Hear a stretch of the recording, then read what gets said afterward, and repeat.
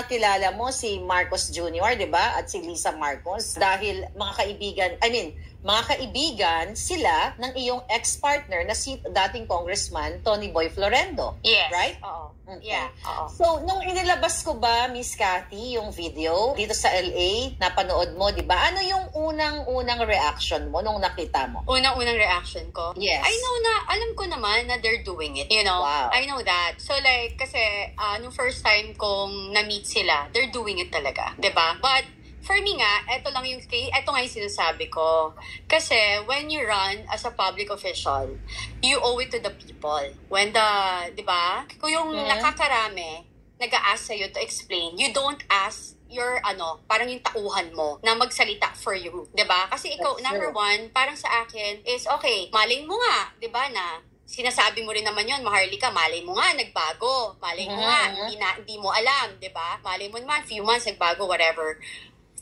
Admit your mistake. Di naman nakakabawas ang pagkatao mo yun eh. 'Di ba? Pero you continue to the reason why I am speaking right now, I don't like kasi what's happening with VP Sara. I'm not close to everybody. I'm not close talaga. I'm not close to Vice President Sara Duterte and everything. I don't need anything. I don't have any business with anyone, both sides.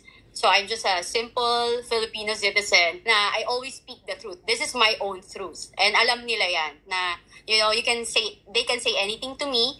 I'm not scared kasi I'm telling the truth. And kapag nagsasabi ka na totoo, tsaka pagkakampi mo ang Diyos, walang mangyayari sa'yo. Alam mo yon. So, ako, parang sa akin lang is, yung nakita ko kasi, na sobra na, di ba parang for me, kasi I experienced it nabully rin kasi nila ako, yung grupo nila. So parang, I don't wanna say anything, pero yung parang tuloy-tuloy, kakampi mo, before. Wait diba? Lang ha, ikakat muna kita ha, para, okay. Para mas maliwanagan ang taong bayan. Okay. Natatandaan mo ba kung anong taon mo na-meet si Bongbong Marcos at si Lisa? At sino ang nag-introduce sa'yo sa kanila? Oh, yeah. I remember 2012. Yung first 2012. time. 2012 yun. So, in their house, dinala ako ni Tony Boy sa bahay nila. Yeah. Sa Forbes Park, sa Nara Street? Yeah, sa bahay nila. Yes. 2012? First time Alam mo? 2012 okay.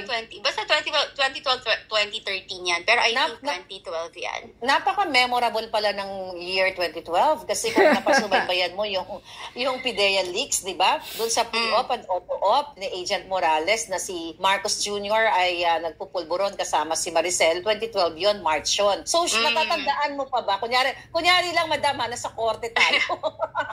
Natatandaan mo pa ba, Miss Cathy, kung anong buwan ka ipinakilala o dinala ng iyong ex-partner, Tony Boy Florendo, sa Forbes Park sa bahay ni Marcos Jr. at ni Liza? To be honest, hindi. Kasi, hindi ko masyadong matandaan, but I think I can go through with some of my picture way back. Kasi the good thing about me, hindi ako nagdi-delete. Kaya nga yung reklamo sa akin. May mga pictures ka. Yes. So okay. parang Siguro, ako. Pero hindi lang ako ma-post kasi. Alam mo yun? I see. Pero siguro later on, baka pwede nating i-post yan. Mahanap. Tayo ready. Oo. Yeah. My question is, pero natatandaan mo pa, nung pumasok ka doon sa bahay nila, anong unang-una mong, paano ka na inintroduce ni Tony Boy Florendo sa mga mag-asawang Ngagva? Okay. Ako kasi, medyo mahihain ako sa ganyan. Especially sa, sa alta. You know what I mean? Alta-altahan. Alta-altahan. Kasi, palagi akong nabibiktima. Hindi ko alam bakit. I mean, nabubuli ako. Hindi ko ba kasalanan ba maging cute? Charot. Okay. So, alam mo, ibalik mo kami doon. Gusto kong marinig yun eh. Ibalik mo kami nung time na, first time mo yun na nakapasok sa bahay. First time, no? So, nung pumunta kami, in-invite daw, ganyan. So, we went. So, alam mo yon. So, nandun yung mga friends, di ba? So, dun ko na first na-meet yung sila, si President Bongbong, then the wife. Pero, hindi ko agad na-meet. Kasi, pagdating ko, nawiwiwi na ako. Sorry. Okay. Nawiwiwi ka? Oo. So, I need to, kailangan ko magbanyo. So, sabi ko, Tony Boy, kailangan ko magbanyo. yun, naiina talaga ako. So, sabi niya, okay. So, parang, I think he asked I don't know kung umalis siya sandali, tapos biglang ginaid niya ako. Tapos, nag-CR ako. So, paglabas ko, wala siya. So, parang saan ako pupunta? So, then, nakita ko, naglalakad si First Lady, papunta. Nakita niya ako. Tapos, sabi niya sa akin, ang sabi niya sa akin, hi! Sabi niya, who are you? Sabi ko, hi, hello. Sabi ko, I'm Kathy. I'm with Tony Boy. Sabi niya, oh, okay. Sabi niya. Tapos sabi niya sa akin, do you want? Do you want? Oo, sabi ko, do you want? Tapos sabi ko, what? Sabi ko, what? What's that? Sabi niya. Tapos pinakita lang niya. Then sabi ko, ay, no, sorry, I don't do that.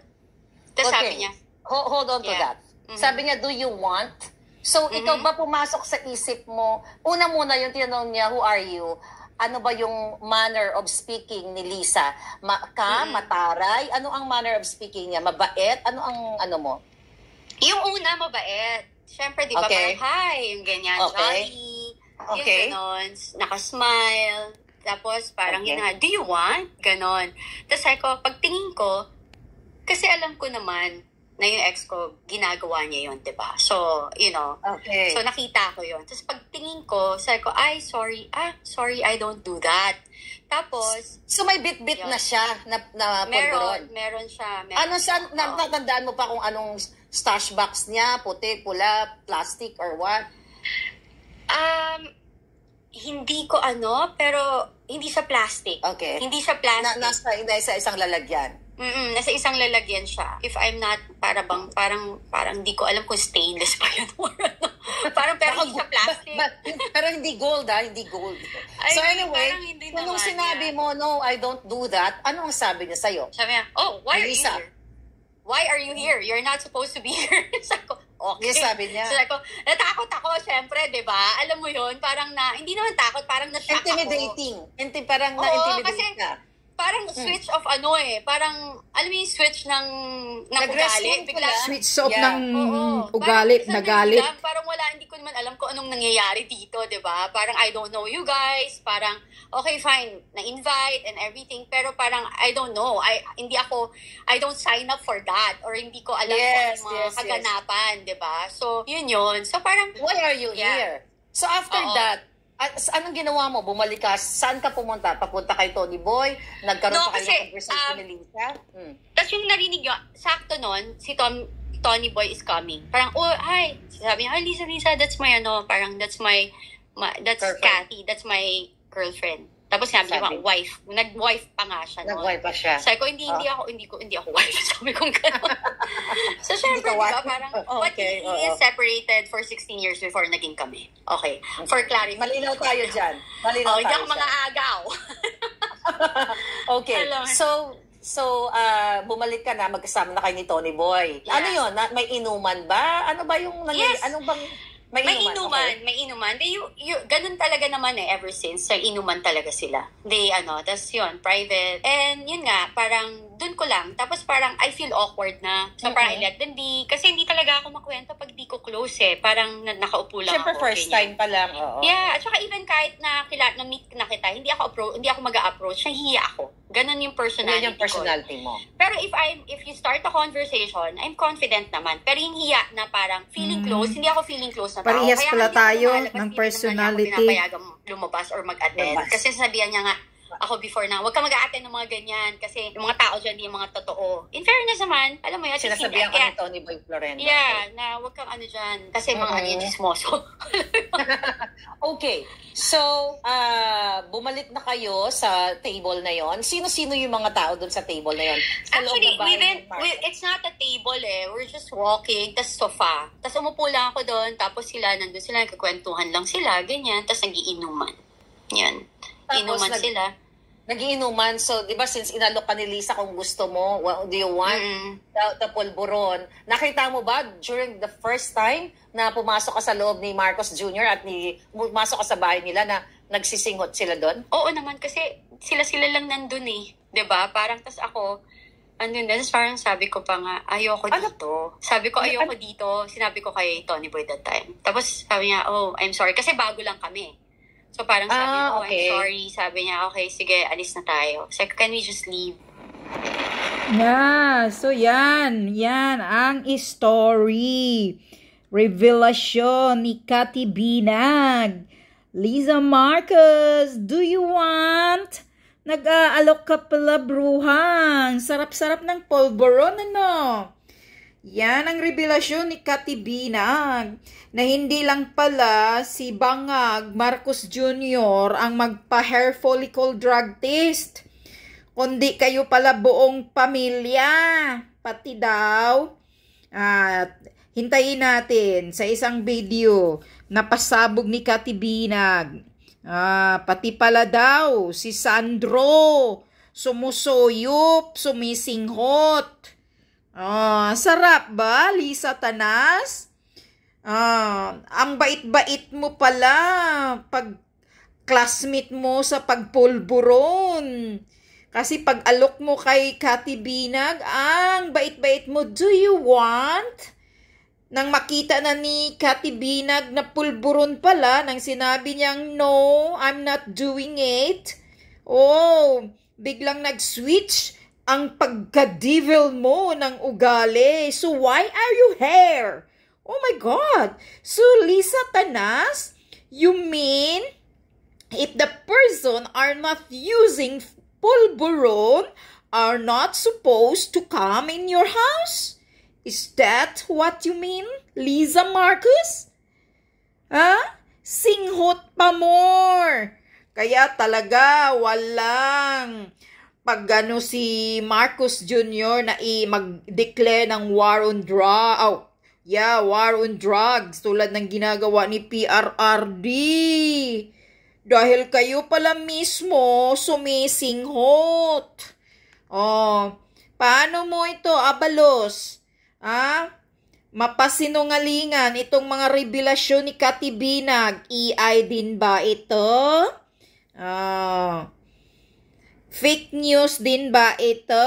It's her first hand na nakikita niya talaga. Na may mga residue pa nga daw na lumalabas sa ilong. Nakikita pa rin nga ba daw niya na minsan dumudugo na yung mga ilong ninyo kasi singhot. Ngagba.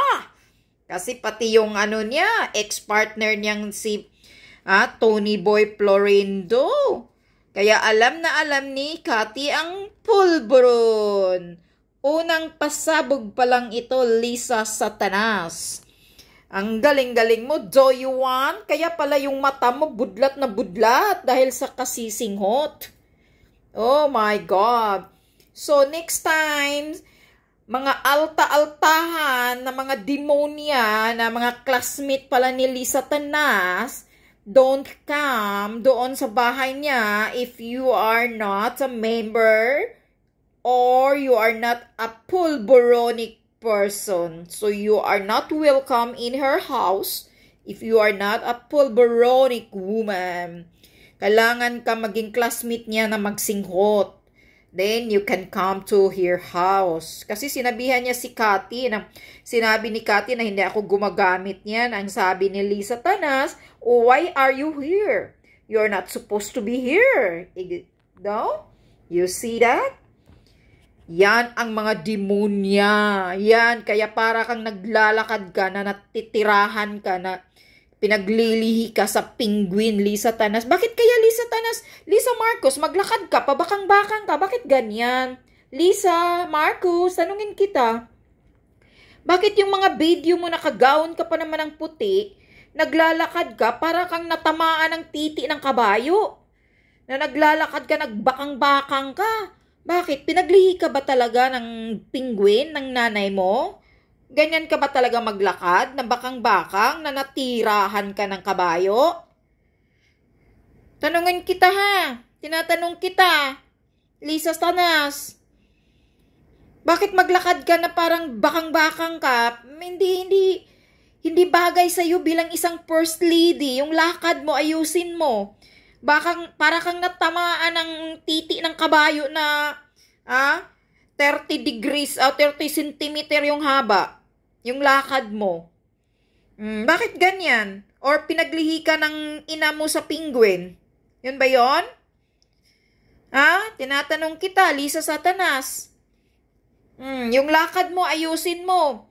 Kasi napakapangit mo pa, pangit ka pang maglakad, lahat na lang pangit, pangit pang ugali mo, lahat na lang, nasa iyo na. Panalo ka na sa kapangitan.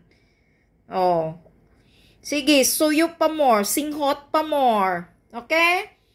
Unang pasabog pa lang ito ni Kati Binag sa inyo.